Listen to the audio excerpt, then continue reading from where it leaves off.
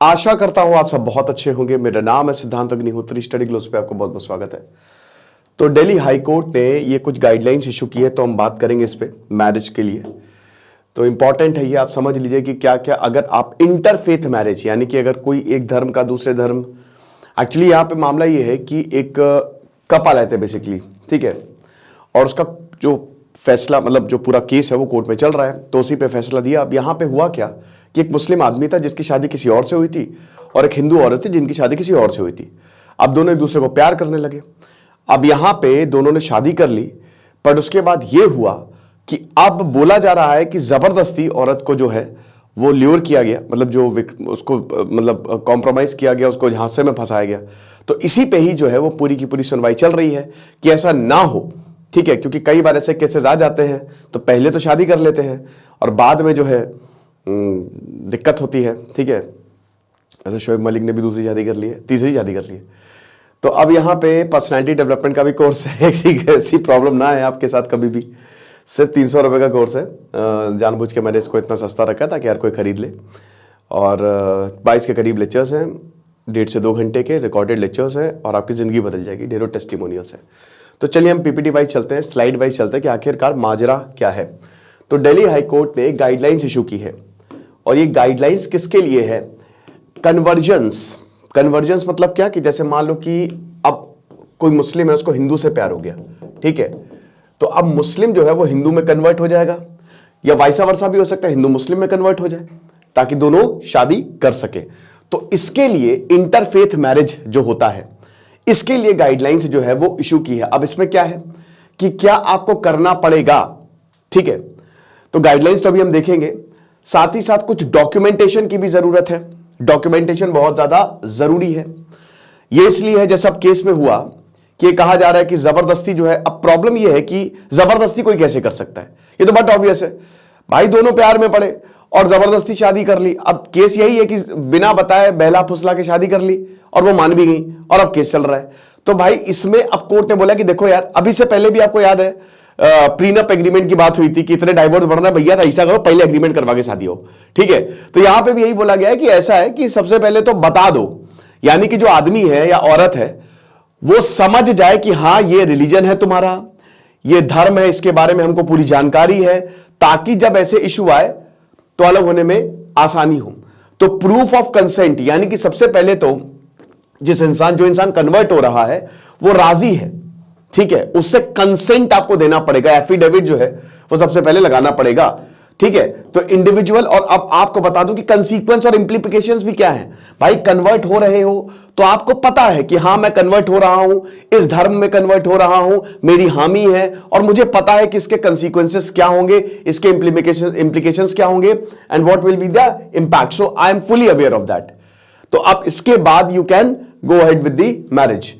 तो कोर्ट ने यह बोला कि इंफॉर्म्ड कंसेंट होना चाहिए, ठीक है ना, पता होना चाहिए, सबको पता होना चाहिए। कोर्ट को तो पता ही होना चाहिए भाई, जो भी, भाई सिंपल सी बात है कि अगर आप शादी करते हो तो आप अपनी शादी रजिस्टर करवाते हो, करवाई कि नहीं अभी तक अपनी शादी रजिस्टर, ठीक है, तो रजिस्टर करवाते हो, तो कोर्ट के पास तो सब कुछ होता ही है।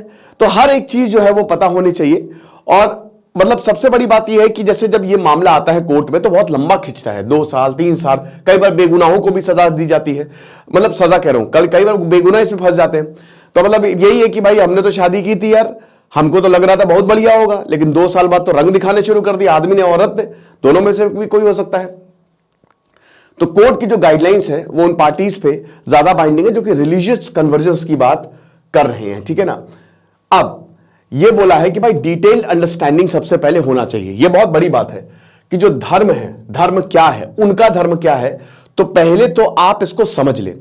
आप घर जाएंगे, मान लो इंटरफेथ मैरिज है, और ये कॉन्फ्लिक्ट आते हैं दोस्तों, ठीक है, होता है कई बार, हम शादी तो कर लेते हैं बट ये प्रॉब्लम होती है। तो अगर समझदारी है तो ठीक है, ज्यादातर केसेस में 95% केसेस, 99% केसेस में समझदारी नहीं होती है।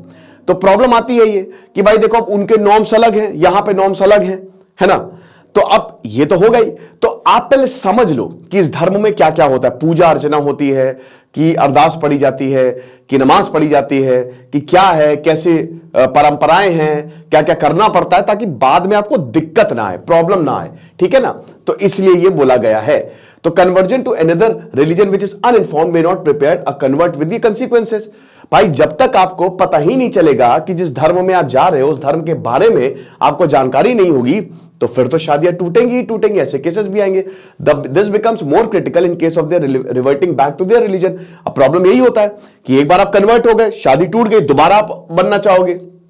कई बार ऐसा पेंडुलम में झूमते लेते हैं, कोई मुस्लिम हो गया, कोई हिंदू हो गया, कोई सिख हो गया, कोई क्रिश्चियन हो गया, अब वापस उनको अपने धर्म में वापस जाना है, तो ये और ज्यादा होता है। तो इसीलिए कोर्ट जो है इस सिचुएशन को लेकर काफी ज्यादा चिंतित है और इसीलिए हम चाह रहे हैं कि गाइडलाइन जो है वो इशू की जाए। मतलब तो जस्टिस स्वर्ण कांत शर्मा इन्होंने जो है वो बोला है। तो बैकग्राउंड मैंने आपको बता ही दिया था, ठीक है, कि मुस्लिम आदमी था और दोनों की शादी हो गई थी, है ना। एक तो पता नहीं क्या जमाना आ गया यार। मैं भाई अभी मैंने केस पढ़ रहा था, उसमें एक औरत थी, उसकी शादी हुई, वो किसी और से प्यार करने लगी, वो रील बनाती थी, रील बना के किसी और से प्यार करने लगी, उसका हस्बैंड रोकता था, नहीं मानती थी, प्रेमी के साथ मिलकर हस्बैंड को मार दिया।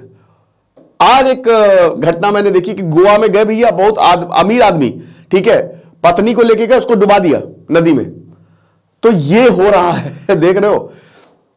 अरे भैया छोड़ दो यार। एक तो मुझे लगता है डाइवोर्स प्रोसेस बहुत ही ज्यादा टिपिकल है भारत में, इसको बहुत आसान करना चाहिए। सिंपल सी बात है, अगर दो लोग नहीं राजी है तो हम कौन, यही तो प्रॉब्लम, पूरा समाज लग जाता है। भाई दो लोगों की नहीं पट रही है, उनकी जिंदगी है, तुमको क्या इतनी चुल्ले है, उनको हटाओ। लेकिन यहां पे इतना लंबा प्रोसेस डाइवोर्स का हो जाता है ना, 2 साल 6 साल, और आदमियों के लिए तो बहुत खतरनाक है, आदमियों के लिए तो बड़ी चिंता की बात है, ठीक है, क्योंकि जो कोर्ट है ना, जुडिशरी, वो ज्यादा फेवर औरतों को ही करती है, तो प्रॉब्लम है। तो दिल्ली हाई कोर्ट की बात करें तो इन्होंने क्या गाइडलाइंस दी है, तो सबसे पहले तो अब हम स्टेप बाय स्टेप, यही आपको सबसे ज्यादा समझना है कि अगर कोई इंटरफेथ मैरिज करना चाह रहा है तो ये आप समझ लीजिए, a certificate of conversion in the vernacular language of the person. Example के तौर पे जैसे कोई मलयाली है या कोई तमिलियन है या कोई गुजराती है, वो किसी और से शादी करना चाह रहा है, तो जो सर्टिफिकेट होगा वो उसी की लैंग्वेज में ही होगा, है ना। गुजराती है तो गुजराती में होगा, ताकि वो समझ में आ गया है। वर्नाक्युलर लोकल लैंग्वेज होती है, समझ में आ जाए बस कि हाँ भैया तुमने समझ लिया है। अंग्रेजी मान लो अंग्रेजी ना आती हो तो उसी लैंग्वेज में आपको ये सर्टिफिकेट जो है वो देना पड़ेगा, ठीक है। Who is seeking to convert their religion is well informed their decision, पूरा डिसीजन के बारे में आपको बताना पड़ेगा। और उसके बाद सबसे जरूरी है कि स्पेशल मैरिज एक्ट के तहत चीजें जो है वो होनी चाहिए।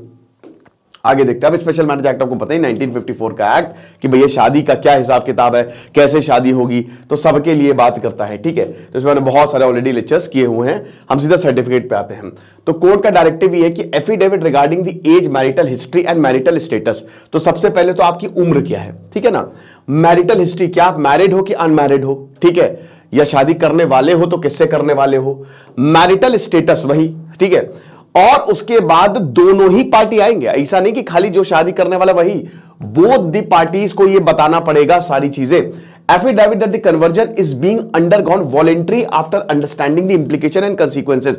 सब कुछ समझ गए हो, क्या इंप्लीकेशन है, क्या कंसीक्वेंसेस है, और तुम अपने आप आ रहे हो, तुम पे कोई भी जोर जबरदस्ती नहीं कर रहा है।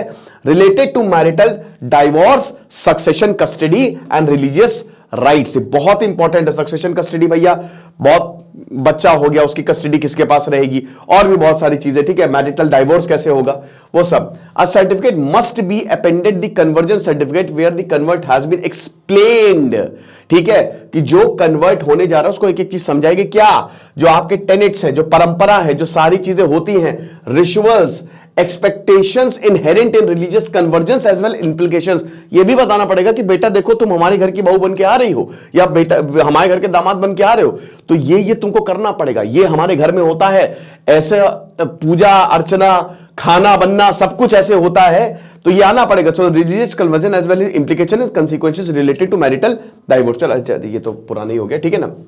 फिर उसके बाद जो भी चीज होगी वो वर्नाक्युलर लैंग्वेज में होगी, जो वो भाषा जो भी मतलब जो कन्वर्ट होने वाला है उसकी जो भी लैंग्वेज हो, ताकि वो सारी चीजें जो है वो समझ जाए। ओके, तो ये सारी बातें जो है वो बोली गई हैं। आगे देखते हैं। अब 1950, अब देखिए अभी आपको पता है कि इसमें बदलाव भी है स्पेशल मैरिज एक्ट की। आपको सर्टिफिकेट देना है, आपको 30 दिन के अंदर जो है, 1 महीने के अंदर अंदर आपको ऑफिसर को बताना, और आपको पेरेंट्स को भी बताना। और ये एक दिक्कत भी है कि 3 महीने, जब शादी होने वाले से 3 महीने पहले आपको पेरेंट्स को बताना पड़ेगा, तो कई बार ये प्रॉब्लम है। तो ये लेक्चर था, आई होप आपको समझ में आया होगा, और ये गाइडलाइंस है। बाकी भाई हमारे कोर्स को जरूर अवेल करो, आपको बहुत ज्यादा फायदा होगा। Thank you so much.